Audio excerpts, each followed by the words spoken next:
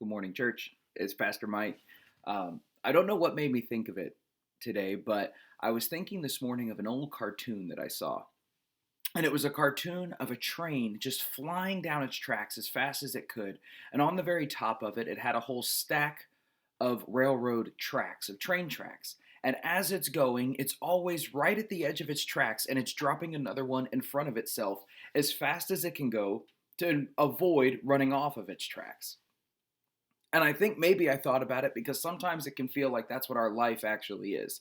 Like we are just barreling forward at breakneck speed, desperately trying to keep enough track in front of us that we don't completely derail, but always feeling like we're in this frenetic, frantic pace to just keep up with the speed of everything going on around us. It can be overwhelming, it can be exhausting, and the one time that our hand slips and we don't get that track in front of us, it can be devastating when we feel like everything around us has come off the rails. Like we were juggling so many things in the air, and all it took was one mistake, and it's the fear that now everything is going to fall down around us that we've worked so hard to build. But listen to the comparison of that kind of panic that might be going on in your world or in someone's world that you know. But listen the comparison of that panic with the calm and assurance of God's kingdom. Again, we're going to be looking at Isaiah, this time chapter 25, and for the word of hope that is in it. Isaiah writes, "O Lord, you are my God, I will exalt you. I will praise your name, for you have done wonderful things, plans formed of old, faithful and sure."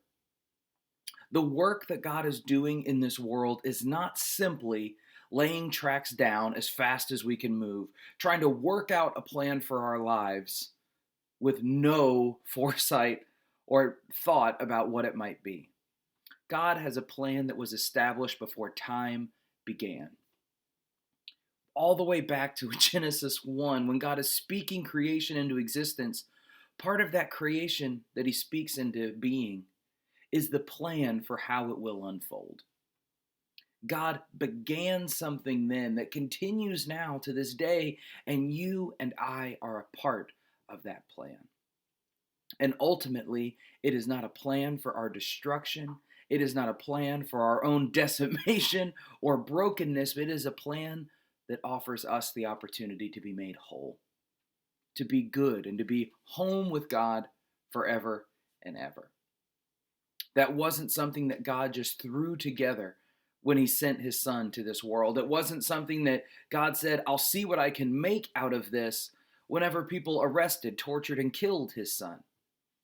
But instead, it was a plan that God knew through obedience and love, he would bring redemption to a broken world, to your world and to mine. And so, if you find yourself today in that place where you feel like you're just laying down track in front of you as fast as you can, and your arm is starting to get tired and you don't know how long you can continue, hold on to the truth that God's plan is sure, it is faithful, and it is loving. Isaiah says it simply, you have done wonderful things. God has a wonderful plan for your life and for mine and for all who look to him to lay the track in front of us instead of putting that pressure on ourselves. So God bless you today. Follow his plan and find life and hope in it.